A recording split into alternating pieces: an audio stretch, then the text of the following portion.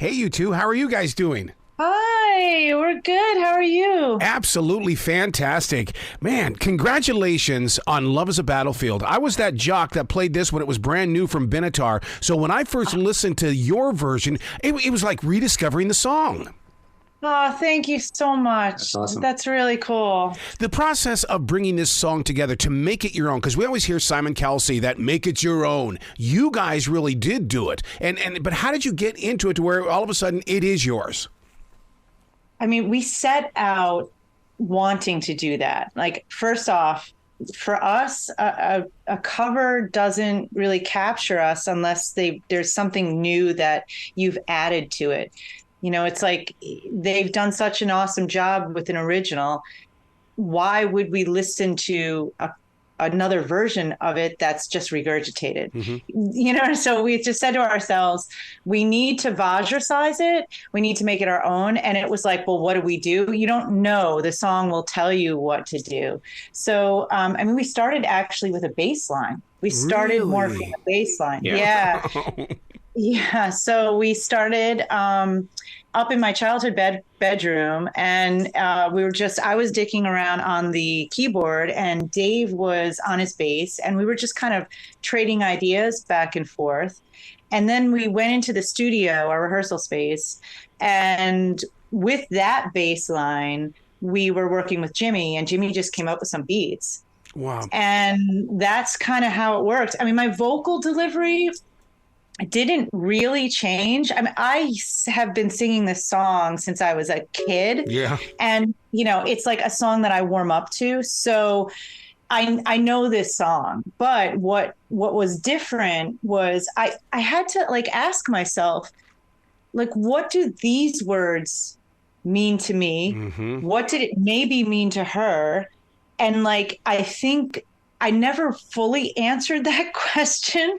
I did somewhat, but I think a lot of the stuff that came up in my vocal delivery was, you know, COVID, mm-hmm. like being in seclusion. Who are we? Where are we? Who am I? I don't like all the rules that are not now. And I know life is always changing, right? It's kind of like, it's cliche. We're always morphing. We're always changing. We're never static. But what we just went through was traumatizing. Mm-hmm, mm-hmm. I went into research when I first heard this song, and what I mean by that is that I wanted to know, with this song coming back into our lives, was I truly traveling back into my past? Because I don't like to live in the past. And the research that I came across was, it's not that we're going to the past, we're living in the present, and a song that brought joy to us is making my now very happy. And that's what I love about this song. It has nothing to do with my past at all. It's about everything that is right now.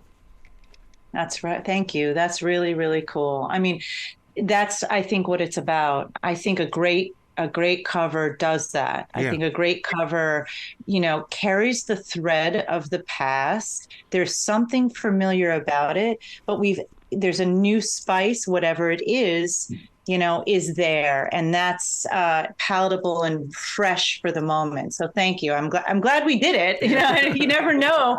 The song tells you, like I said, what it wants. So we don't know what's going to happen. But I will say this, when we all heard the first mix of it, I had chills. Mm-hmm. Jimmy had chills. I don't know if you had chills, but we were all like, I had chills too. You know, I was, you know, to reiterate what she said before, my main concern was not making a karaoke version. Yes. So you've heard bands cover songs and it sounds like, oh, that could be on a karaoke CD, you know, with the singer of that band, whatever it is. I didn't want to do that. And she didn't want to do that. Our producer Sahaj didn't want to do that. And we all had that very, very front brain, we got to make this our own. Mm-hmm. So one of the things that I wanted to talk about, and you guys brought it up, is that a lot of listeners do not understand the transition of creativity. You talked about being in the bedroom, then taking it to the practice room. I mean, that's what, you know, it's like when I write in a completely different room, come into the studio, but you have to go through that transition in order to get to that place where you're about ready to bring that creativity to life. That's right. That's right. I mean, it's different stages and different, you know, songs will come in different ways, you know, but for me, I will sit in front of the keyboard, or with a guitar, and it could start from anywhere. It could start from a mundane, like, let me just sit with the A minor scale and, oh, wait a minute, what's this? Oh, wait, what's this? You know what I mean? And then, and then you have a form. And for me, I like repetition. Mm-hmm. So I will run something, like 4 notes, 5 notes, over and over and over again. And then I'll start adding something else. Mm-hmm.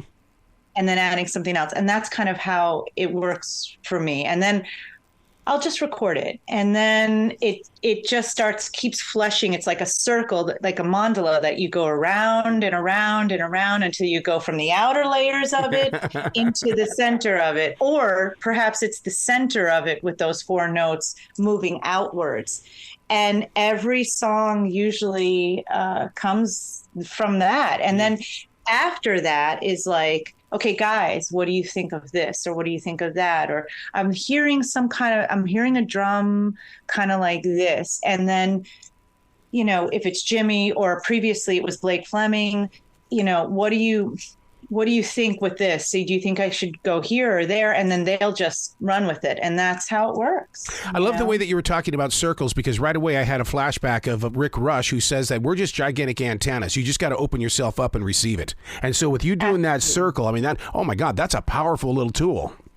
Absolutely. I mean, that's how I think of it also. I mean, I think the best work comes when we're outside of our own ego space and we're just dissolving into some other ether, and then we will catch something. We'll just catch it, mm-hmm. and then it'll go through us. And of course, our antennas, the process of refining the antenna is something, right? It's all our experience in life. It's our makeup chemically. It's all of this. But then there's also this letting go of hearing, listening. Like I said, dissolving, but there's another word, and it's surrender. So true. Right? I mean, even in a live performance, if I'm trying to gun something, you can see that in the performance. It's too much. It's like, pull back a little, mm-hmm. like just open up. It's a feminine kind of energy, because it's a receptive energy that you, I think, must be in. Otherwise, you're just coming with your ego and what you know. And to be quite honest, you can do that, but it will be less potent in my eyes. Well, I think that's where the perfectionist steps in when you're trying too hard, and because that perfectionist is never happy. And if you just got to just let it go and just let it happen. That's right. And I struggle with that. Oh, my God. That critic. Oh, it's not good enough. Oh, this sucks. Whatever, and I create something and I'll bounce it off of him. And I'm like, what do you think? And if he's receptive to it, I'm like, oh, my God, really? You think it's good? I'm like, what? And then she'll ask me, but what part sucks? Yeah, that's it. Oh, man, you're perfect for radio, because that's like you'll do a radio break and all of a sudden you'll turn to the person in the room. How was that? Was that good? Was that okay? How did I do? Let's do it again. Right? I mean, listen, with vocal takes, I'm like that. I'm horrible. I'm absolutely horrible. It's torture for me. It's not an easy, good process for me at all. It's like I go through this whole upheaval when I'm recording vocals. You were talking about listening to the very first mix. How long did it take you to take it out to the car? Because, that's the best place to listen to a song. That day. Yeah, that day. I think that day we were listening on all different headphones, on different laptops, with different, like the JBL, like the speakers, headphones, the car stereo, the Bluetooth. I'll even take a walk through the forest here, and I'll let it play through the phone, because I want to know how balanced it is, and does it irritate me on something like a transition walk, or is it a part of the atmosphere? So I mean, it's got to be part of everything. Totally. So I have a very similar thing that I do. I dance. My test is to dance to it. Mm-hmm. If I can't dance to it, if something is weird with my movements, something stops me at some point, I know it needs more work. Yep. Yep. And then that's when you say, okay, let's see, that was the third mix, but let me try something else. Save that one just in case I mess up on the next one, but let's just keep working on it. Totally. The video, we got to talk about that video and listeners need to go find that video and really get into it because you guys put a lot of thought into it. We always do. It's also another thing that we take a lot of pleasure in, but it's also very, it wears on us a little bit because we wanted to have a story. So basically we do our own videos DIY and we'll come up with a story or a concept and then ask ourselves, how do we shoot it? So for this one, we actually had a story that we started with, and we knew we wanted to do band shots. And we said, well, of course, where are we going to do this? And do we have a live performance? And do we shoot at a live performance? Or do we just, do we go into a studio? What are we doing for this?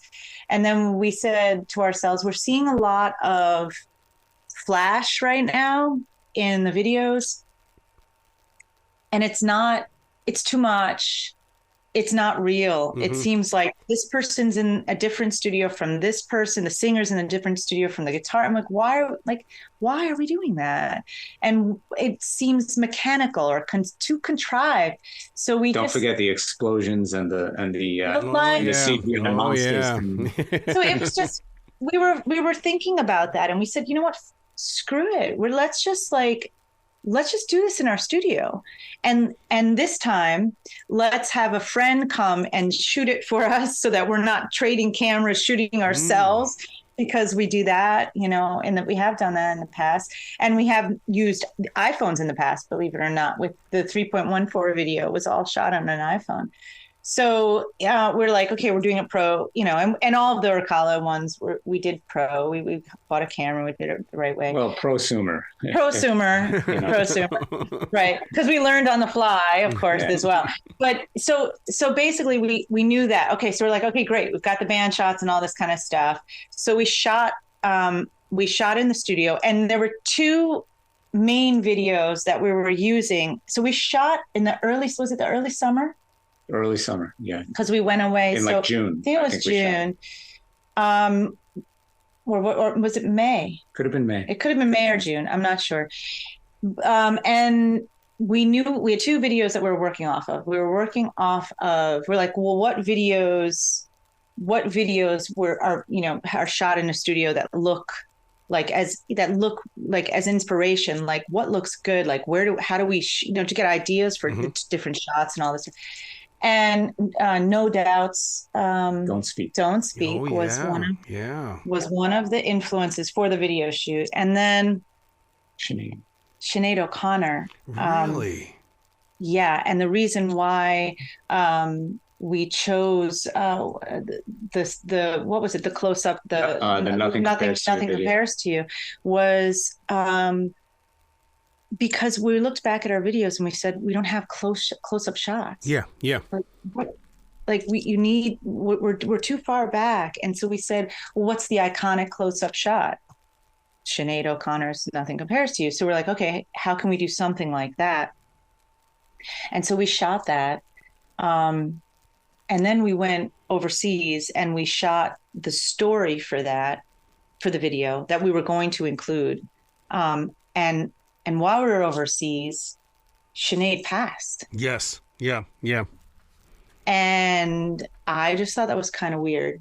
And weird because, again, we talked earlier about channels and opening yourself up. It was like her energy came to us beforehand as an inspiration right before she left. And it was like she went out, and when she went out, it was like, wow, that was just for me an amazing, beautiful spice that we had, energy wise in the shoot. Even though no one knows, no one has any idea except now. I'm telling you, but no one knows, and we know, and that affected our performance, my performance for sure, in the video, because the way she emoted in the video was powerful. And I didn't think could come anywhere near that, but she was the inspiration for those shots. And so when we then had all this footage, we sat down, and we usually edit the band footage first if we have, performance footage, and that's what we did. And once we edited that, we loved it so much, we said to ourselves, let's hold that storyline and save it for something else. Because wow. we just, Wow. So then, and there was something else that we were toying with too. We were toying with black and white footage mixed with color. Mm-hmm. And that was like a Guns N' Roses, I don't know if it was Patient. No, it was Paradise City, or no, I can't remember. It was one of the videos. One of those old Guns N' Roses videos. It was shot in black and white, or had black and white footage. Yeah, kind of almost like sepia. And we did, as a band, we were like, everyone was watching it. We're like, which one? And we were Dave and I were like going to go with this black and white kind of color thing into color. And Jimmy and John were like, nah, got to go color. And we were struggling through it. Dave said, so I'm watching it. I'm a little bit, I had myself an edible, and I was just like watching the video in black and white, watching it in color. And then I realized there are things in the color version that get completely lost. Really? Like the colors on her bracelets, the colors of the pendant around her neck. All of these like little micro colors just look like gray. When it's from the black and white version. Yeah. So I was like, it's a no-brainer. It's got to be the color, because you just lose all the little tiny elements that make it its own, and it gets basically, grayscaled and washed away. So that was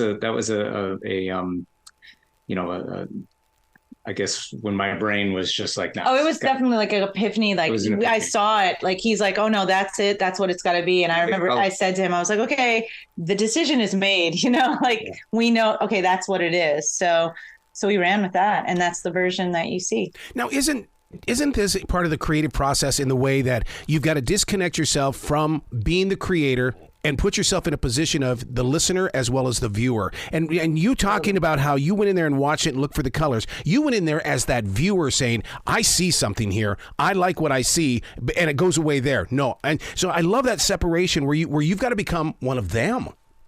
Right. Yeah, right. Totally. We do it all the time. I mean, it's kind of scary because when we craft a story and I'll talk about the character, I'm the character in some of the story, like in the Arcala videos, the goddess, the red goddess, and I'll talk to him and I'll say, she, and and I'll say to him, it sounds completely crazy. That's schizophrenia, right? Like totally but no, but that's what it has to be done like that, because you as a viewer, you as a creator, and then, okay, let's put that away. And like now me as a viewer, what do I see? Mm-hmm. And because, the worst, and this does always happen, the worst is looking at something or listening to something and saying, I should have changed that. Mm-hmm. It will always happen. We will always want to change because we're always going to be in a different place than we were when we created, and we'll see something else. But something that you knew at the time that doesn't sit right and you didn't change it, that's something that's regret, right? So who wants that? So you have to do it. I think you have to kind of that's the process, but that comes later. It doesn't come initially. Yeah. I think you have to start, because then it's the critic will dictate everything, and who knows what's going to happen. You have to start with that open frame and then kind of go in tighter into the critic after you've already created something. So we try to respect those processes and boundaries when we're doing these things, music, video wise. And the listener really doesn't understand that when we do bump into those moments where we find well after the final mix and it has taken place and we hear something that we wanted to change, it totally disappears from our catalog. It's like, I don't even want to hear it anymore. I don't even bring it up. I don't want anything to do with it because there was a mistake, and now I'm only going to know that song for the mistake. Yes. Yeah. It's huge. It's like red lights flaring. Yeah. It's like, I don't even want to go there. Yeah. Meanwhile, to a lot of people, the mistakes are what makes a song. Well, I'm with you on that. Oh, Yeah. I've talked about that so many different times with different students at universities about how the reason why the music of the 50s and 60s is still so popular is because they made mistakes and they left them in there. Yeah. Yeah. We've talked to Sahaj about that, about leaving certain things in, or, just not over processing certain things. The guitar part in Maya, the beginning of Maya, Sahaj was like, I think we should lay some keyboards and kind of like get in. I was like, I want that guitar to be the only thing that starts the song. It's like iconic, like it's a response to the Urkala instrumental piece, that keyboard piece that starts. So and it has a lot more oomph and attitude when it comes in. I was like, you must keep it intact. So it's a struggle with that, and I think it's a struggle with that in today's music. Not over padding stuff. But of course, when I wrote Pleroma, I completely over padded everything because I had no idea what I was doing. And I'm like, but what if this?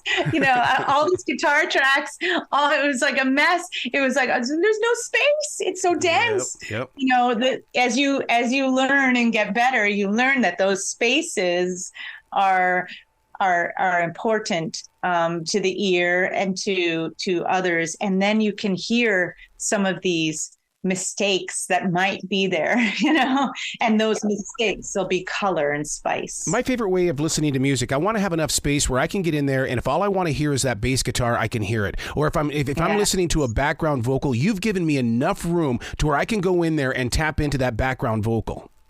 Yes. You isolate. I like to isolate too. I do that often. Oh, yeah. I've been doing that with Fleetwood Mac lately, and it's driving me insane because I'm not even listening to Stevie anymore. I'm listening to Christine McVie, or I'm listening to John McVie in the background, and I'm going, wait, dude, get back up to the front of the song.